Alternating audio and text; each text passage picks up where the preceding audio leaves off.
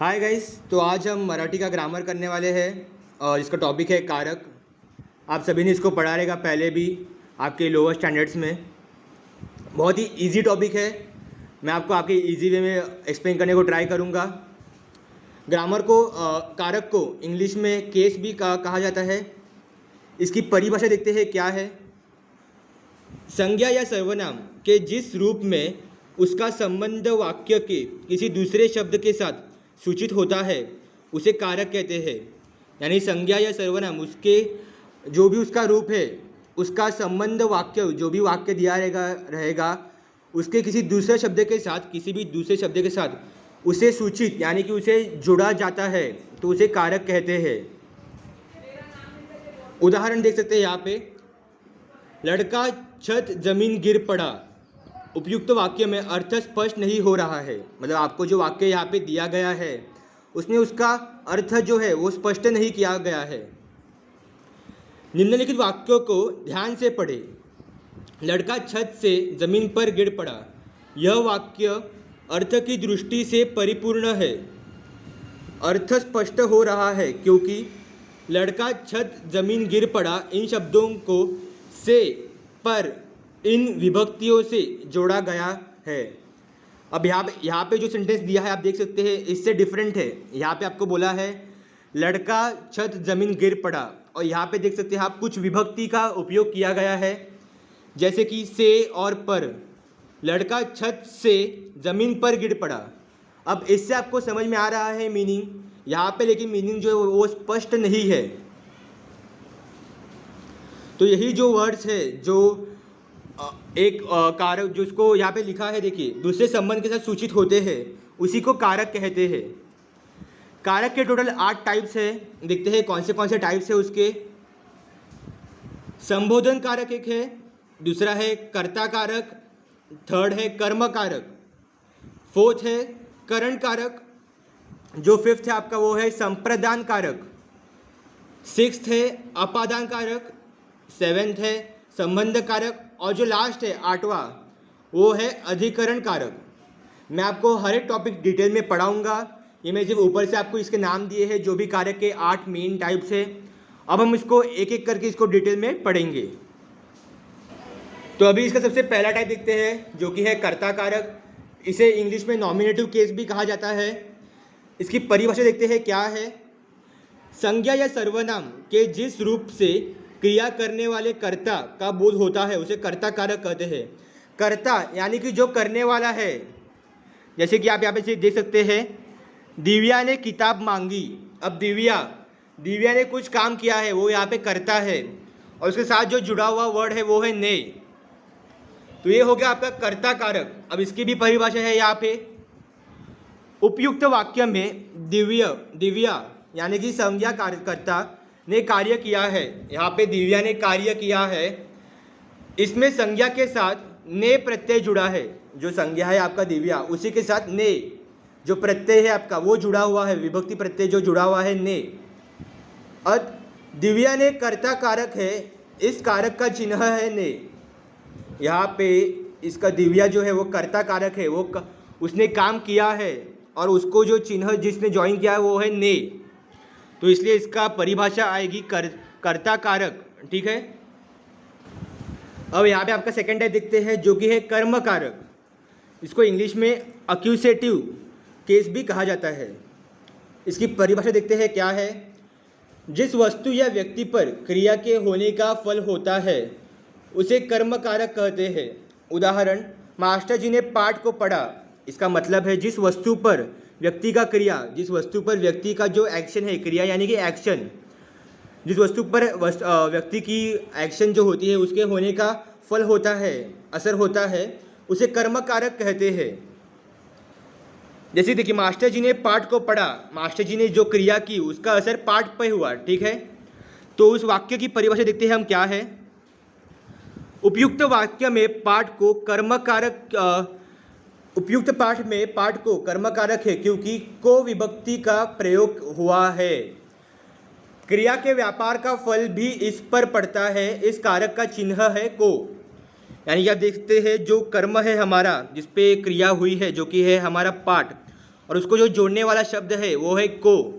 यहाँ पे कुछ आपको वर्ड्स दिए रहेंगे जो कि सिर्फ उसी टाइप में यूज़ होते हैं, जैसे आपने देखा रहेगा कर्ता कारक का जो मेन वर्ड है वो है ने, वैसे ही कर्म कारक का जो मेन वर्ड है वो है को, मतलब जानिए कि जो उस मेन वर्ड से जो जुड़ा हुआ रहेगा उससे आपको पता चल जाएगा कि ये कौन सा कारक है।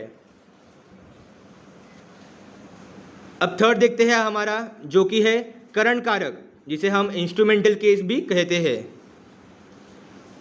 परिभाषा, कर्ता जिस साधन के द्वारा क्रिया करता है उसे करण कारक करते हैं। यानी कि कर्ता यानी कि जो काम करने वाला जिस साधन के साथ, जिस इंस्ट्रूमेंट या जिस थिंग के साथ काम करता है, एक्शन या क्रिया करता है, उसे करण कारक कहते हैं। अब इसका उदाहरण देखते हैं।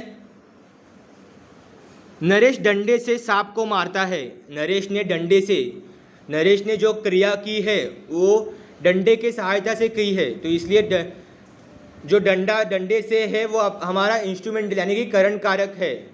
यहाँ पे आप देख सकते हैं उसकी परिभाषा वाक्य की। उपयुक्त वाक्य में कर्ता डंडा इस साधन द्वारा क्रिया करता है और से जो वर्ड है से, इसमें चिन्ह इसमें चिन्ह है, इस कारक का चिन्ह है से, या ये जो कारक है उसका जो चिन्ह है से। हर एक, मैंने आपको कहा था हर एक कारक का एक एक चिन्ह रहेगा और इस करण कारक का जो चिन्ह है उसे है वो है से। तो अभी हम फोर्थ देखते हैं हमारा संप्रदान कारक यानी कि डेटिव केस। इसकी परिभाषा देखते हैं। जिसके लिए क्रिया की जाती है उसका ज्ञान करने वाली संज्ञा या सर्वनाम रूप को संप्रदान कारक कहते हैं। उदाहरण, जयेश के लिए फल लाओ, यानी कि जिसके लिए, यानी अगर किसी और के लिए क्रिया की गई है और उसका ज्ञान करने वाली संज्ञा या सर्वनाम रूप को संप्रदान करते हैं। यानी यहाँ पे देखिए जयेश के लिए फल लाओ, यहाँ पे क्रिया जो है वो किसी दूसरे व्यक्ति के लिए की गई है। अब हम इस वाक्य की परिभाषा देखते हैं। उपयुक्त वाक्य में के लिए संप्रदान कारक है क्योंकि रेखांकित शब्द उस व्यक्ति का बोध कराते हैं जिसके लिए क्रिया हुई है। इस कारक का चिन्ह है के लिए। अब देख सकते हैं, मैं आपको सजेस्ट करूंगा कि आप हर एक कारक का जो मेन चिन्ह है उसे नोट डाउन कर ले। अब जैसे कि संप्रदान कारक का मेन चिन्ह है के लिए, यहाँ पे देख सकते हैं जयेश के लिए, उसको ये संबोधित करता है, इसलिए के लिए जो है वो संप्रदान कारक में आता है। अब हमारा फिफ्थ टाइप देखते हैं कारक का, जो कि है अपादान कारक यानी कि एब्लेटिव केस। अब इसकी परिभाषा देखते हैं। संज्ञा या सर्वनाम के जिस रूप से क्रिया के अलग होने का बोध होता है उसे अपादान कारक कहते हैं। यानी इसका उदाहरण भी देख लेते हैं। पंकज कमरे से बाहर निकला। अब यहाँ पे देख सकते हैं पंकज जो है कमरे से अलग हो रहा है, तो वही पे परिभाषा में भी वही कहा है, संज्ञा या सर्वनाम के जिस रूप से क्रिया के अलग होने का बोध होता है उसे अपादान कारक कहते हैं। जैसे अगर किसी क्रिया से अगर कुछ अलग होने का बोध होता है तो उसे अपादान कारक कहते हैं। और जैसे कि आप देख सकते हैं इसका जो चिन्ह है वो है से। अब हम वाक्य की परिभाषा भी एक बार देख लेते हैं। उपयुक्त वाक्य में कमरे से इन शब्दों से अलग होना प्रकट होता है अतः इसे अपादान कारक कहते हैं। इस कारक का चिन्ह है से। ये वही है जो मैं आपको बताया, इस कारक का जो चिन्ह है वो से है, और क्योंकि इस क्रिया में अलग हुआ है उसका बोध होता है, इसलिए इसे अपादान कारक कहते हैं। इसे इंग्लिश में एब्लेटिव केस भी कहा जाता है। अब हम हमारा सिक्स देखते हैं, जो कि है संबंध कारक जेनेटिव केस। जेनेटिव केस में देखते हैं क्या है, इसकी परिभाषा देखते हैं हम। संज्ञा के जिस रूप से एक वस्तु का दूसरी वस्तु के साथ संबंध का बोध होता है उसे संबंध कारक कहते हैं।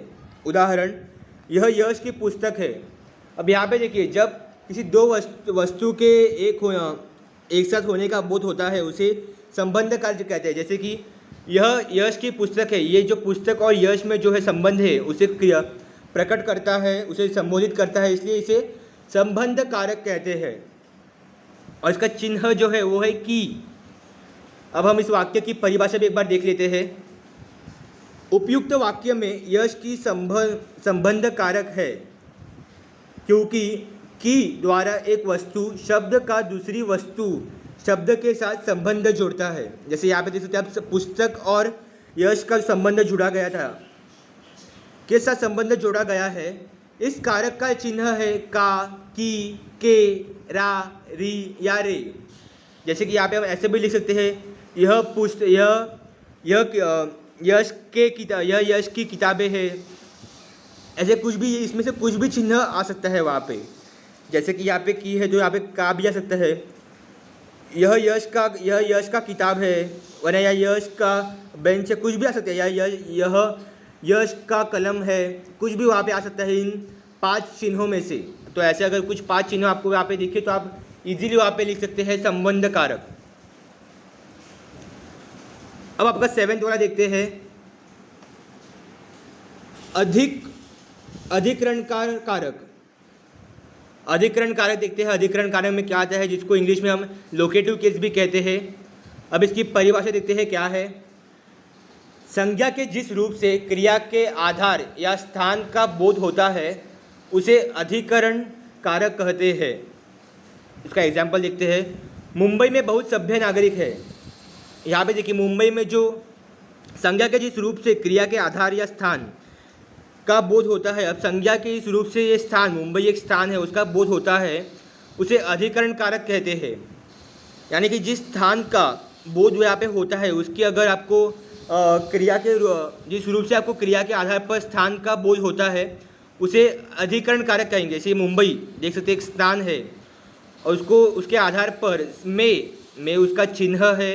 देख सकते हैं आप उसकी परिभाषा में भी, उपयुक्त वाक्य मुंबई में ये शब्द रूप क्रिया का स्थान सूचित करते हैं, अत यह अधिकरण कारक है। इस कारक के चिन्ह है में, पर, ये दो चिन्ह है वो अधिकरण कारक में आते हैं। अब जो हमारा लास्ट है, जो कि है संबोधन कारक, वोकेटिव केस। अब इसकी परिभाषा देखते हैं हम। संज्ञा के जिस रूप से किसी को पुकारने का बोध होता है उसे संबोधन कारक कहते हैं। अब यहाँ पे देखते हैं, और उदाहरण में देखते हैं किसको पुकारने का होता है वो। हे भगवान, पता नहीं आतंकवाद का सिलसिला कब खत्म होगा। यहाँ पे देखते हैं, हे भगवान को पुकारा गया है। संज्ञा के जिस रूप से किसी को पुकारने का बोध होता है, अब इस रूप से देखिए, संज्ञा के रूप से हे भगवान, यहाँ से हम समझ सकते हैं कि भगवान को पुकारा गया है, और उसी के बोध से यह एक संबोधन कारक वाक्य कारक है। अब हम इस वाक्य की, इस उदाहरण की हम परिभाषा देख लेते हैं एक बार, उससे हमको और स्पष्ट हो सकता है। उपयुक्त रेखांकित शब्दों में से किसी को पुकारने का भाव प्रकट होता है। बराबर, जो आपको जो रेखांकित शब्द है वहाँ से आपको समझ सकते हैं कि किसी को पुकारा गया है। यह संबोधन कारक है। इस कारण के चिन्ह है हे, अरे, ओ, ओह। तो ये जो 3 चिन्ह अगर आप देखेंगे तो आपको समझ सकते हैं कि वो संबोधन कारक है। तो बहुत ही इजी है ये, और जैसे कि मैं आपको कहा था, अगर आप इस सबको नोट डाउन करके बाय हार्ट कर लेंगे तो आपको बहुत ही इजी पड़ेगा। मेरे पास कुछ एग्जाम्पल्स भी है इसके, मैं चाहता हूँ कि आप इसको ट्राई करें। मेरे पास कुछ 20 एग्जाम्पल्स है, आप इसका स्क्रीनशॉट निकाल के ट्राई कर सकते हैं। कुछ मैंने भी यहाँ पे ट्राई किए हुए हैं, देख सकते हैं आप। मैंने पहले के 5 मैंने ट्राई किए हैं, और मैं चाहता हूँ कि जो बाकी के जो 15 है वो आप ट्राई करें खुद से। देख सकते हैं आप मैं चाहता हूँ आप इसका स्क्रीनशॉट ले लें और इसको ट्राई करके आप कमेंट बॉक्स में भी लिख सकते हैं।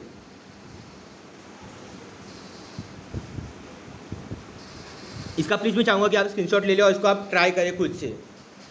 तो आई होप आपको ये वीडियो इजी लगा होगा और आपको समझ में भी आया होगा। और अगर आपको ये वीडियो अच्छा लगा होगा तो प्लीज़ लाइक, शेयर और कमेंट ज़रूर कीजिए।